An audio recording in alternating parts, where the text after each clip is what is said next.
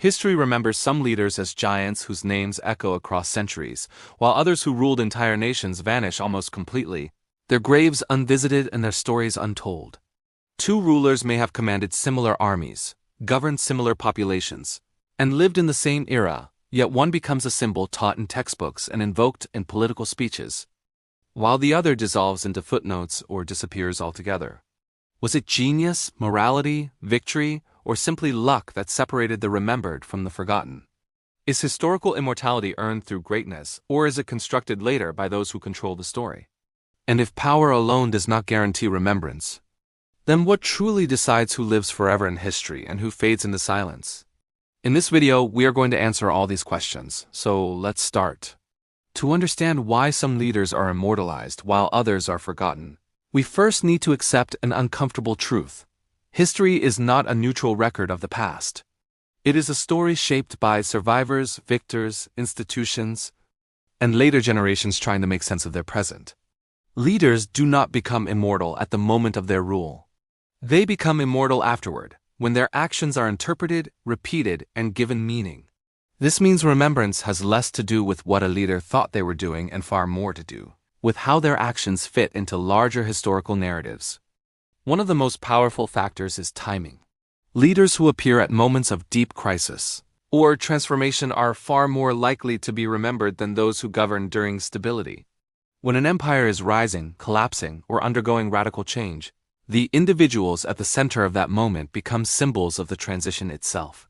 Augustus is remembered not just because he ruled Rome, but because he stood at the exact point where a republic turned into an empire. Lenin is remembered not simply as a revolutionary, but as the face of a political system that reshaped the 20th century. Meanwhile, dozens of competent administrators who ruled during calm decades are largely forgotten, because nothing structurally changed under their watch. Closely tied to timing is the idea of consequence. History remembers leaders whose decisions had long-term effects, even when those decisions were morally questionable or disastrous. A ruler who loses a minor war may be forgotten, but one whose actions redraw borders, collapse economies, or trigger revolutions becomes unavoidable in historical memory. This is why some failed leaders are remembered more vividly than successful ones. Their mistakes reshaped the world. The fall of Constantinople immortalized Mehmed II, not simply as a conqueror, but as the man who ended an era. The defeat of Napoleon ensured his place in history more firmly than many victorious monarchs who ruled longer and more peacefully. But consequences alone are not enough. Memory also depends on storytelling. Leaders who left behind clear narratives, symbols, or dramatic arcs are far easier to remember. A leader who rises from obscurity, faces exile, returns to power, or dies violently fits naturally into a compelling historical story. Humans remember stories far better than statistics. This is why figures like Julius Caesar or Abraham Lincoln dominate historical imagination. Their lives can be told as narratives with beginnings, conflicts, climaxes, and endings. In contrast, leaders whose rule lacked drama or clear turning points often fade, even if their governance was effective. Another critical factor is documentation and literacy. Leaders who ruled societies with strong traditions of writing, record-keeping, and education have a far higher chance of surviving in history.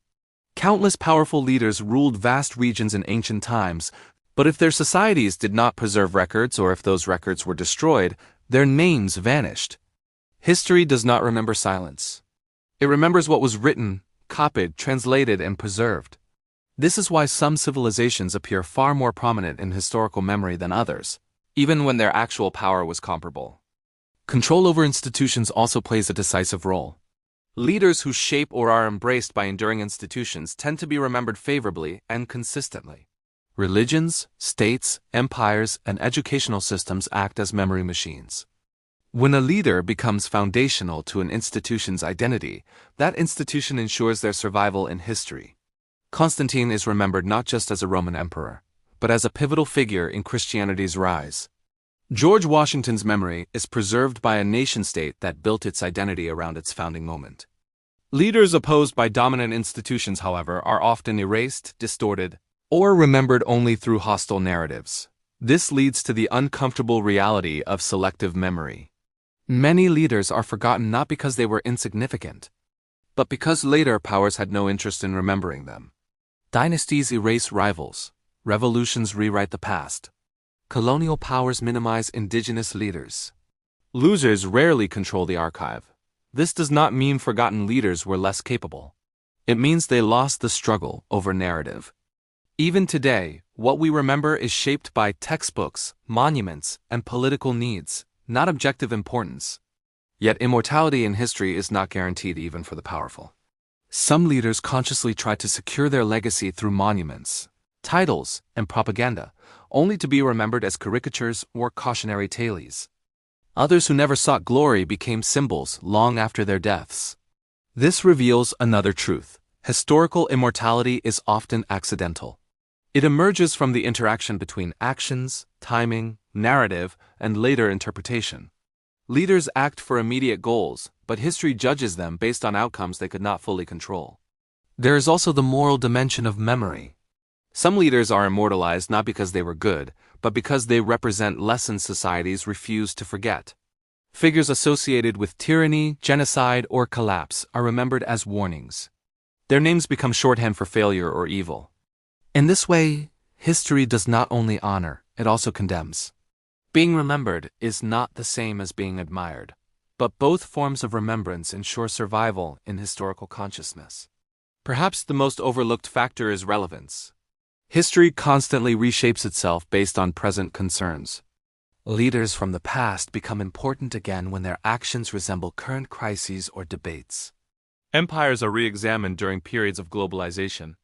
Revolutionary leaders are rediscovered during social upheaval. Memory is not fixed. It is reactivated. A forgotten leader can return if their story suddenly explains the present better than others. As we move deeper into the modern era, the question of historical immortality becomes even more complex. With digital records, mass media, and global communication, more leaders are documented than ever before. Yet this does not guarantee remembrance. In fact, abundance can dilute memory. When everyone is recorded, only a few still stand out. Future historians may remember fewer modern leaders not because they mattered less, but because their impact blended into larger systems rather than dramatic individual actions. In the end, leaders become immortal in history not simply by ruling, conquering, or governing, but by intersecting with moments that reshape the world, by leaving consequences that ripple across generations, and by being captured within stories that later societies find meaningful. Those who are forgotten are not necessarily lesser. They are simply those whose actions did not fit into the narrative's history chose to carry forward. And perhaps the most unsettling conclusion is this: historical immortality says as much about us, the rememberers, as it does about the leaders themselves. We remember what helps us explain who we are, where we came from, and where we fear or hope we are going next.